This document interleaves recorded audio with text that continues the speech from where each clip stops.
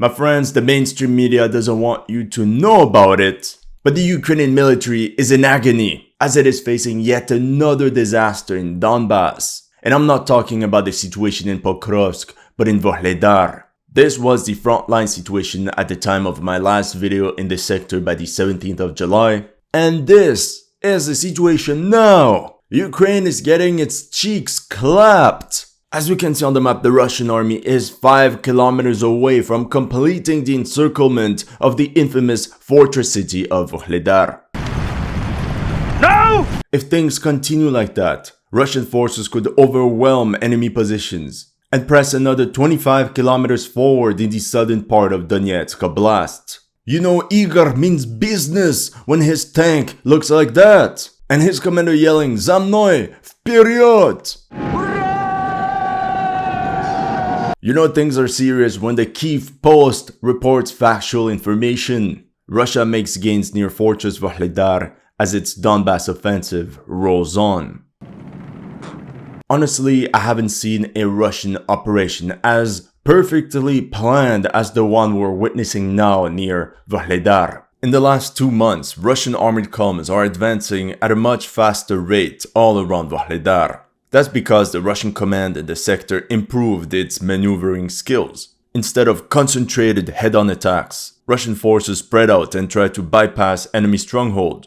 By doing this, they compelled the Ukrainians to constantly escape from one cauldron to another. One of the best examples that illustrates this campaign is the storming of Prechystivka in early September, which I will cover towards the end of the video. The significance of this battle takes its roots from the fact that Vuhledar was like a cursed city for the Russian army. The Russians tried many times to storm the place, but every time they got a bloody nose. First in November 2022, when the Marines of the 40th and 150th Naval Infantry Brigade of the Pacific Fleet reportedly lost 300 casualties in a frontal assault against Pavlivka. That should have been the wake-up call, but the Russian command said, "Let's try again with more troops." And most notoriously in February 2023, when entire Russian armored columns were destroyed as they got bogged down in Ukrainian minefields and annihilated by enemy artillery. The end result was entire Russian units fleeing from the battlefield, abandoning all the vehicles behind. That's when the Russian headquarters was like, you know what,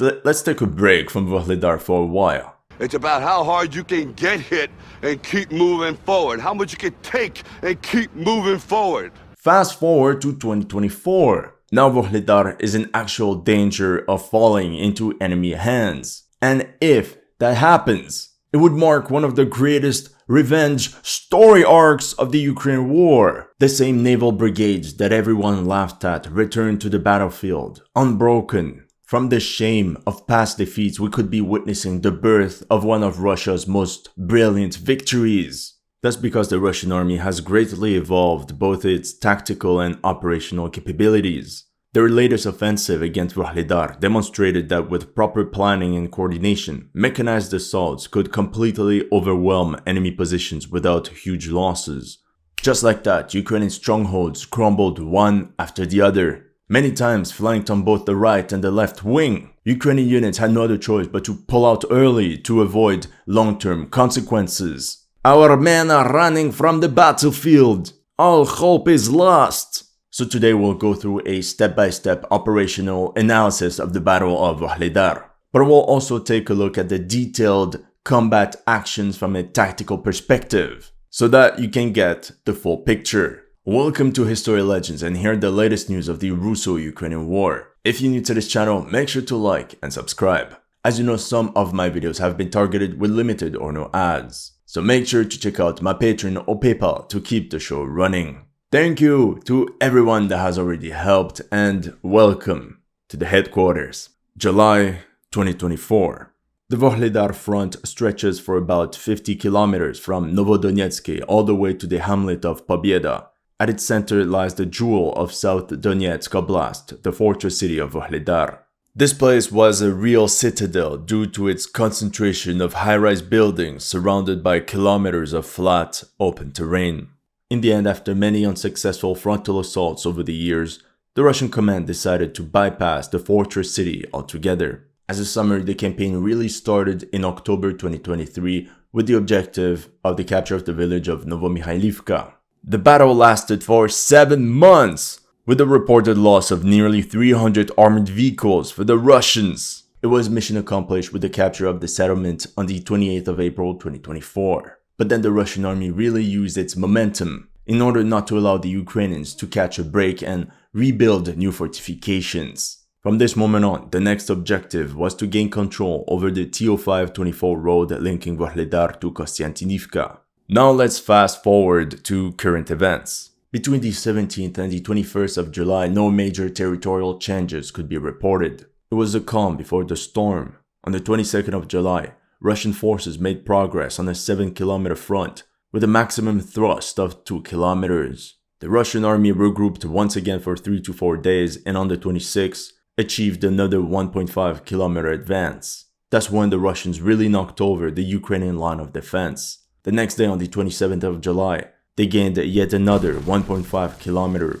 The objective was to capture this tree line almost 2,000 meters away from their starting positions. This time the mission was complex, since they essentially had to carry out the operation in flat, open ground. So here's a glimpse of how they did it from a tactical perspective. According to this footage, we only know the Russians disembarked a fire team at this location right along the tree line. In the next frames, we see Russian grenade dropping drones harass Ukrainian infantrymen. Then we see another Russian IV driving at full speed and then disembark another team of 6 men. That second BMP then rushed 100 meters forward along the trench line. So from a tactical situation, the first IV landed its infantry component right here, on the eastern edge of the tree line. Then the second unit was dropped on the western end of the tree line, with its BMP taking position 100 meters ahead to provide fire support, and to essentially mow down any Ukrainians trying to escape. The second team then proceeds to storm the trench. At first we see 4 Russian riflemen standing above the trench line, with one of their comrades lying on the ground wounded behind them. At the end of the segment, we have 2 Russian soldiers inside the dugout. 2 are covering them from above, 1 is wounded, and then a 6th soldier is running to join them. Then together they proceed to methodically clear one dugout after another, all the while being supported by grenade-dropping drones. But that's not all. Then a third BMP drops off an infantry fire team right at the middle of the tree line, thus segmenting the Ukrainian defenses in 2. At this point, it's not looking good for the Ukrainians. That's when 2 Russian motorcyclists arrive at full speed in reinforcement, probably to replace soldiers that have been either KA or wounded, and allow the assault detachments to carry on their mission. In the end, the Ukrainians were trapped like rats as they were surrounded by about 20 Russian riflemen. There was literally no escape apart from surrendering. However, no respite for the Ukraine command of that sector, because that's when the Russian command launched a major attack against Kostiantynivka. Luckily for the Ukrainians, the 79th Air Assault Brigade halted an enemy mechanized assault at the entrance of the village with a combination of minefields and FPV drones. I mean, from the footage I saw, the Russians literally used brute force to break through the minefield. I mean, there are not 100 ways to do this. The Russian commander essentially says, "Good luck, bro," and sends one tank equipped with a mine trawl forward to clear a path. If it is destroyed, he sends another one that leapfrogs the first one, and then rinse and repeat, up until they could call it touchdown in the urban area. Small win for Ukraine, but the next day, 28th of July, another crisis. Russian forces of the 1472nd Motorized Rifle Regiment from Khabarovsk advanced 1,500 meters along another tree line between Vadyane and Kostiantynivka. I won't go through a complete analysis of the footage, but notice how it's small teams of riflemen that are pushing in each one of these attacks. Actually, the smallest tactical combat unit in the Russian army right now is 7 men, since this is the amount of soldiers they can fit inside a BMP. Overall, we can see how the Russian army is only moving up along tree lines as some sort of attack lanes, as these are the only positions that can provide a minimum of cover for its assault detachments. We have this one that goes straight towards Vadyane. In parallel of it, there is an old railway line linked to the mine south of Vadyane. To this, we add the latest attack direction south of Kostiantynivka right along this tree line. Notice how at the intersection of that tree line and the TO524 road, the Ukrainians built a massive fortified trench bastion, which is actually nowadays a rare sight on this part of the front. This is what it looks like from a 3D perspective. It's roughly 450 meters long by 450 meters wide, with dozens of dugouts and firing positions meant for both infantry and armored fighting vehicles. In theory, it was an impregnable fortress. In reality, well, you'll see in a moment. August 2024.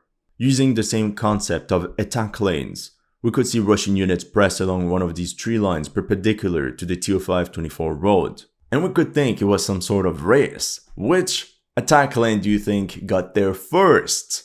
The prize went to this unit. On the 1st of August, some Russian soldiers placed a white-blue-red flag on a burnt-down Ukrainian pickup truck on this TO5-24 road. One thing I wanted to point out in this drone footage is the complete flat terrain. However, if you look at it using an elevation map, it says there's some sort of high ground here, which in reality is non-existent. After this Russian PR stunt on the main road, it seems the Ukrainians launched a counterattack and regained their lost positions. And to add firepower and pack a punch, some of these counterattacks were supported by armored units. We know this because of this Ukrainian tank that was spotted at the exit of the village of Vuhledar. Unfortunately for its crew, it was targeted by multiple FPV drones as it tried to support friendly units on the contact line. That wasn't the end of the story. By the 2nd of August, heavy fighting took place all along the TO5-24 road, as well as on the outskirts of Prechystivka. So the question for the Ukrainian command was what position to prioritize with the limited reserves available. Luckily for them, the town of Prechystivka was defended by the capable Ukrainian 79th Air Assault Brigade. For days, Russian troops launched one mechanized column after another in order to consolidate a foothold inside the town. In this footage, we see that these two modified BMPs managed to land their infantry component right at the edge of the settlement. And like we saw in my video about the Tariet sector, due to Russian electronic warfare assets, Ukrainian FPV drones are much less efficient nowadays than they were in the past. After days of relative stability, the first Ukrainian position to crack was this 1,700 meter long tree line north of Mikilske, and this shattered the entire right flank of the Ukrainian grouping holding the sector. During that battle, a German Leopard 2 tank attached to the 57th Motorized Brigade went out at night in order to redeploy for another counterattack. Unfortunately for its crew, the tank was tracked down and hit with an attack drone. With that being said, we don't have confirmation that the Leopard 2 was completely destroyed, so it's very possible that it will be possible to retrieve it and bring it back to the rear for repair. The next day, on the 7th of August, after the Russian push near Mikilske, the Ukrainians withdrew from all their combat positions on an 8-kilometer front. In this sector, Russian assault detachments even managed to advance up to 2,000 meters. On a side note, these Russian Marines had a little bit too much time on their hand and came up with a homemade tank destroyer. It's based on the chassis of an MTLB, to which they added a 100mm MT-12 Rapira anti-tank gun. By the 11th of August, Russian forces threatened the TO5-24 road on a 5-kilometer front. The reality was much worse than it seemed. Remember this massive trench bastion I told you about? The one positioned at this strategic crossroad? Well, it's gone. It didn't even last a couple days. In this video, you can see how Russian riflemen stormed the entire stronghold. And cherry on top, they even added a little flag on top of one of the bunkers. The way they did it was pretty straightforward. Unlike what you would see in most film, it wasn't one massive heroic charge that overwhelmed the enemy. What actually happened is that Russian recon drones guided artillery fire, which destroyed one concrete pillbox after another using high precision Krasnopol rounds. So the Russians really hammered this position. And we can be sure that after this intense artillery preparation, the Ukrainian conscripts deployed in these trenches were like, GG well played, time to get out. What's important to point out is that Ukrainian forces want to preserve their manpower. So when they're stuck in a difficult position, they will just withdraw. Many times they won't even counterattack to preserve the troops they have. For the north, it's only by the 13th of August that pro-Ukrainian deep state UA acknowledged the enemy breachhead inside Prechystivka. The Russians now controlled an area 700 meters long by 300 meters wide. After one of these firefights, we see Russian soldiers proudly holding a trophy flag of the Ukrainian 1st Air Assault Battalion. If we do a quick look on the order of battle of the 79th Air Assault Brigade, there is indeed a 1st Air Assault Battalion, and the flag designs match the ones I could find online. However, look at that, it doesn't say the 1st Air Assault Battalion, but the 1th Air Assault Battalion. You had one job. On the 16th of August, Russian forces attacked along the tree line leading straight to the Yuzhno-Domaskaya mine complex. From this drone footage, we see another Storm fire team of 6 men dropped right into this tree line. And then we see them make their way towards this set of buildings in ruins. As you can see on the map, these buildings were only 2,300 meters away from the coal mine. The next day, Russian assault squads achieved a tactical breakthrough of 2.5 kilometers. I think one group pushed along this tree line, while another pushed along this one, thus forcing the Ukrainian troops to abandon all their combat positions and dugouts in between. They were now less than 1 kilometer away from the first houses of the village of Vadyane. The Russian attack must have been so rapid that it completely toppled all the Ukrainian units in that sector. At this point, all these tree lines were in the process of getting flanked. This one, this one, this one, and this one as well. I mean, think about it, if the Russians pushed up the road, a number of Ukrainian units could have been encircled, and then the Ukraine command would have been obliged to form a relief force to get all these guys out. So it's not a surprise that by the 24th of August, the Ukrainian command quickly ordered another retrograde maneuver along a 3.5 kilometer front. All of a sudden, we could see Russian units converging towards Vadyane. According to Ukrainian footage, multiple Russian armored vehicles were hit and abandoned during these maneuvers. But since the Russians hold the terrain, they will be able to retrieve all these vehicles, repair them, and send them back to the front. Now, as for the ongoing battle of Kostiantynivka, on the 23rd of August, Russian Telegram channels claimed the capture of this entire sector west of Paraskovivka. Further north, the Russian command sent a mechanized column along this road, most likely to flank Heorivka and break the deadlock. But the attack completely failed. According to video evidence, dozens of armored vehicles were destroyed or abandoned by Ukrainian FPV drones. Interestingly, it is also mentioned how this Russian tank was destroyed by a battery of 3 L-19 British-made howitzers. Yeah, baby! Now maybe the actual goal of this column was to actually break open the path towards Kurahove. From a tactical perspective, the process is quite tedious. Armored columns would have to push along the main road. Once that's done, riflemen units flank and push to the tree lines one by one, which would then be used as an attack lane to storm the villages of Maximilianivka and Heorivka. After immense efforts, on the 25th of August, Russian infantry units of the 68th Army Corps advanced 1,000 meters inside Kostiantynivka and secured this entire industrial area. They celebrated this feat of arms by planting their banner on top of these buildings. 2 days later, on the 27th of August, the Ukrainian 79th Air Assault Brigade clapped the Russians once again. Once again, the Ukrainian paratroopers of the 79th Air Assault Brigade made the Russians pay a heavy price in equipment for every extra meter. Further south, Russian assault units of the Eastern Military District were more successful, as they officially captured this important bastion controlling the crossroad. I'll be honest, I spent way too much time trying to identify this flag. All I could see was a red flag with 2 crossed swords and a golden shield in the middle. According to my research, it could either be the banner of the 36th or 39th Motor Rifle Brigade. The reason why this is important is because it could help us identify which division or army corps is involved in this flanking operation. From an operational perspective, this entire portion of the TO524 road was now under Russian control, thus segmenting communication lines between Kostiantynivka and Vuhledar. On the 28th of August, Russian units continued to push towards the mines north of Vuhledar and cleared this 2.8 kilometer tree line. However, that day we saw the might of Russian operational planning, as the main force attacked east of Vuhledar like a battering ram. The Russian command launched an operation on the west side as well. I was shocked! I couldn't believe how much ground they managed to capture in so little time. In an impressive lightning attack, they pressed 4 kilometers forward. As participation prize, the Ukrainians could claim the destruction of 2 enemy armored vehicles. A great success! From there, the Ukraine command must have panicked. Not only did they have to look at the situation in Kostiantynivka and in Vuhledar, but now the Russians opened a new axis of attack. And first of all, how did they even get there so fast? What happened to all the FPV drones, minefields, and tree lines filled with soldiers? But the most important thing for the Ukraine command to determine was what were the Russian intentions from this moment on. The Russians could simply push north and flank Vuhledar from the west like they've tried so many times in the past. Or they could try something new. Meanwhile, heavy fighting continued in the streets of Prechystivka, pinning down a good amount of Ukrainian infantry units. They faced countless teams of Russian riflemen literally clearing one building after another, positions that could be used as springboard for the next assault. Here we see Russian stormtroopers of the battalion Timir of the 57th Regiment clearing out underground positions. What's interesting with this Timir battalion is that it is composed of ethnic Tatars and Bashkirs from Tatarstan.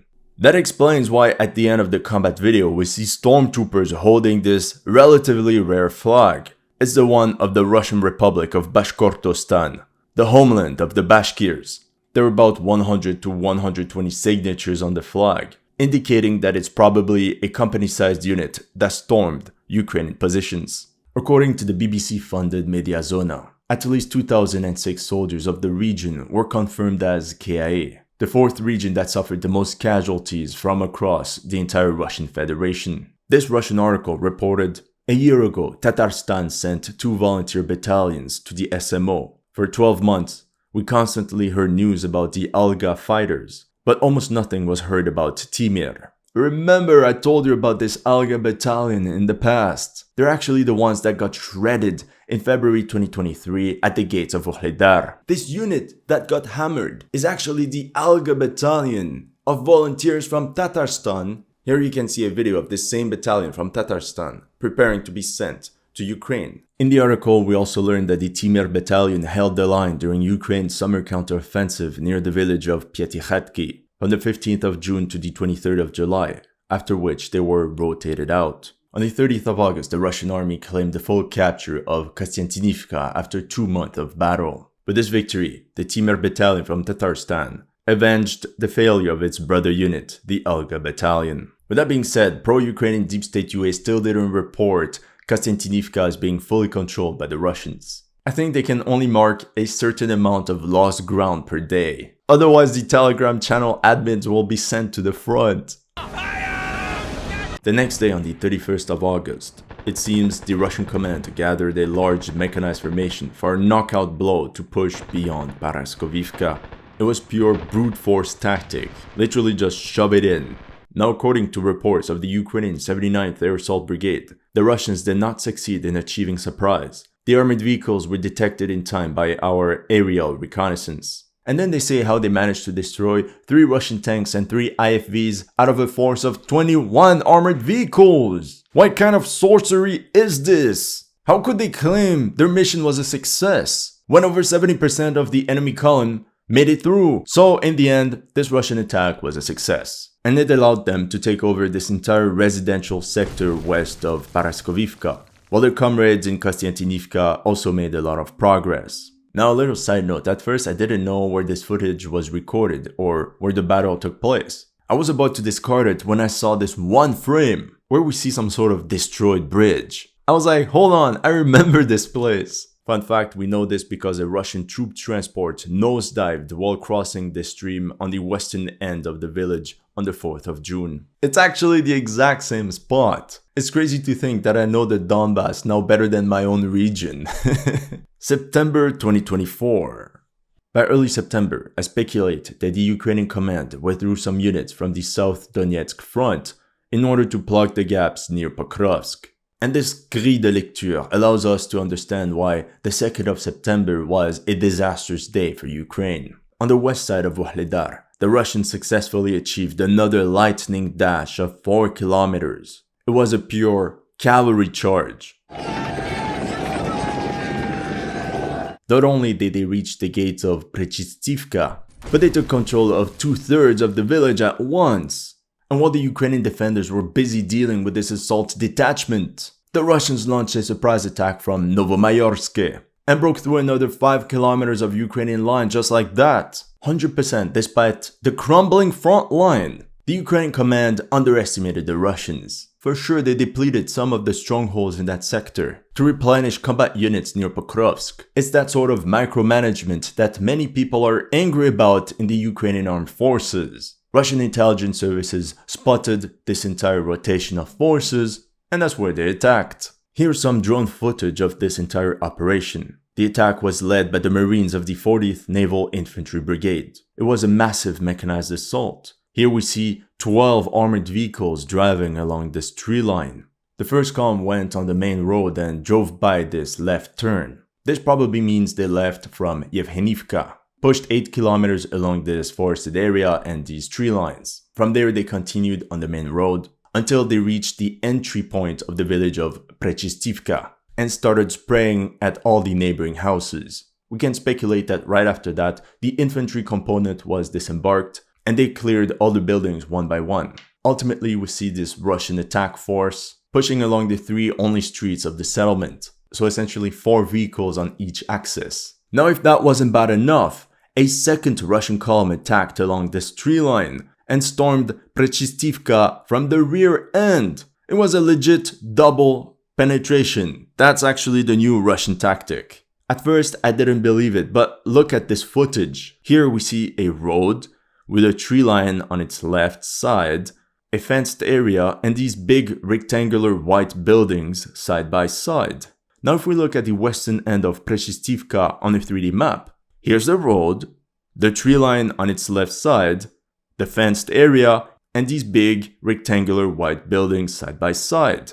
So now I understand why the Marines of the Pacific Fleet all of a sudden planted their flag on the western end of the village. Then both columns advanced towards each other, forcing the Ukrainians to flee northwards. Thing is, it seems this Ukrainian withdrawal turned into a rout. Like these guys from the 58th Motorized Brigade that ran away from the village of Zolota Niva, abandoning both weapons and ammunition. The assault on Prechystivka was brilliant. Do you hear me? It was perfect planning and coordination. Another key aspect of this operation was how Russian recon drones made sure to assist ground forces with immediate artillery support. The next day, Russian assault detachments officially expelled Ukrainian forces from Prechystivka, and the 40th Naval Infantry Brigade of the Pacific Fleet claimed the capture of the settlement.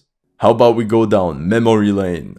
2 strikes for the Russians, and now the 3rd strike was when the Russians failed to capture the villages of Zalotaya Niva and Prechystovka, held by the 68th Jaeger Brigade west of Vuhledar. In other words, the storming of Prechystivka demonstrated that with proper planning and organization, plus a good coordination with reconnaissance units and electronic warfare assets, a large mechanized assault can be successful without suffering huge losses. Due to the entire collapse of the front line near Prechystivka, on the 3rd of September, the Ukrainian command quickly ordered all the troops located southwest of the village to evacuate. And that's how the Russians advanced another 2 kilometers. During this pursuit, this Russian soldier took a picture next to an abandoned Kirpi MRAP, most likely abandoned by the armed forces of Ukraine during the 2023 counteroffensive. With all this taking place west of Vuhledar, the Ukrainian headquarters faced another general crisis, this time on the east of Vuhledar.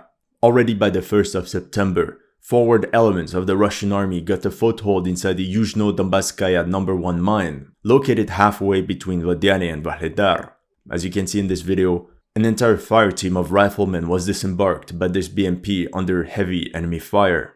The next day, a recon mission of 4 Russian IFVs tested enemy defenses in the settlement of Vodyane. Russian reports then mentioned that part of the 72nd Mechanized Brigade that defended the area around Vuhledar for nearly 2 years. Can you imagine that? 2 years! Part of it was then redeployed north to plug the gaps near Pokrovsk. They were replaced by one of the new 150th series brigades composed of conscripts. On the 3rd of September, the Russians banged Vodyane really hard with an intense artillery preparation. Then it was cluster munitions that were used. That was the point of view of the recon drone and the village that was bombarded. We can see how close the drone managed to fly over Ukrainian positions. This goes to show their clear lack of electronic warfare assets for Ukraine in that sector. The northern part of Vodyane is only composed of a residential sector, and it will be nearly impossible to defend due to the lack of big buildings. Oh yeah, then it's Russian aviation that joined the party. They bombarded this complex positioned north of the Yuzhno-Donbasskaya No. 3 mine. The main clue was the geolocation of this tower. It's the same in both places. After softening Ukrainian positions, the Russians launched the general assault on the 7th of September. This grouping here captured the last tree line before the Yuzhno-Donbasskaya mine complex. Further north, some Russian assault detachments pushed along these tree lines to secure the sector around the pond, while another grouping secured these two other tree lines. They were supported by a multitude of FPV drone swarms that hunted down enemy forces. With the capture of these positions, the Russian armed forces could easily regroup before the last stretch into Vuhledar proper. This is what happened the next day on the 8th of September, as Russian forces swarmed the entire village of Vuhledar from all directions, and at once Russian units were everywhere to be seen inside the settlement. As usual, they planted the flag of the Russian Federation in celebration for their victory. The Russian Minister of Defense congratulated the 57th Motor Rifle Brigade for the capture of Vuhledar. Everything went so fast that it seems the Ukrainian troops only fought a rearguard battle and that they didn't really intend to hold the village at all costs. Later that day, another grouping of Russian troops also captured the entire Yuzhno-Donbasskaya No. 1 mine, over which they also raised the white-blue-red flag. As of the 14th of September, it seems the Ukrainians consolidated their defense around the Yuzhno-Donbasskaya No. 3 mine, located 900 meters west of Vuhledar, as well as this complex that I showed you earlier being bombarded by Russian aviation. However, if we zoom out, we can expect these positions to be used like outposts to slow down the Russians. The problem is that if these outposts fall, the Russians will be 3 to 4 kilometers away from cutting off this road linking Vuhledar to Bohoyavlenka. And in that case, it's GG well played for Vuhledar. On the 14th of September, after a heavy artillery preparation on the Yuzhno-Donbasskaya No. 3 mine, a Russian column of BMPs managed to land its infantry component right inside the mine, thus providing Russian forces with a solid foothold inside the industrial complex. In other words, it confirms the theory that the Ukrainians are currently carrying out a rearguard battle.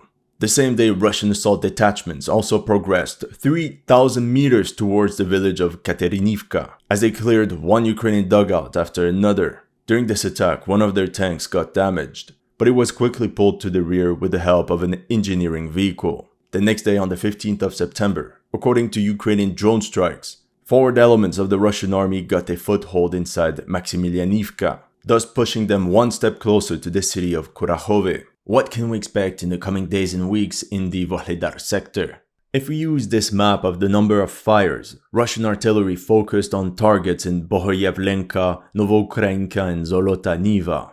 So for sure, these are the three next objectives for the Russian armed forces. But now the question is, how do they plan on getting there? I think one of the first Russian objectives will be to cut the road linking Vuhledar to Bohoyavlenka. They can achieve this with the troops currently located in the Yuzhno-Donbasskaya No. 1 mine as well as the ones in Vuhledar.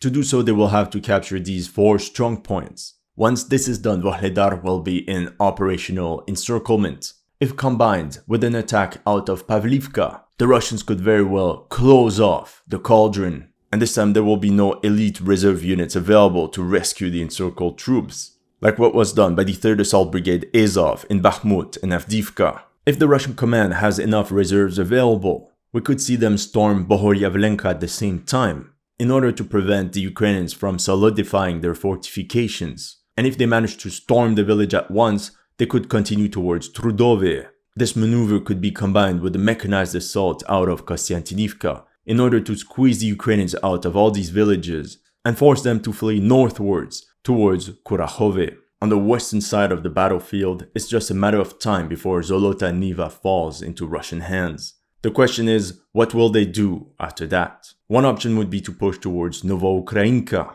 and form a new cauldron for the Ukrainian troops that will escape out of Vuhledar. However, if we analyze the speed at which the Russian army is pushing westwards, this could indicate that their true objective is Velika Novosilka, especially if combined with the current Russian operations in the sector of Staromayorsk. That's all I have for you today. Let me know in the comment section what you thought of my analysis. If you're new to this channel, make sure to like and subscribe. And if you want to support my work, make sure to check out my Patreon or PayPal. The link is in the description below.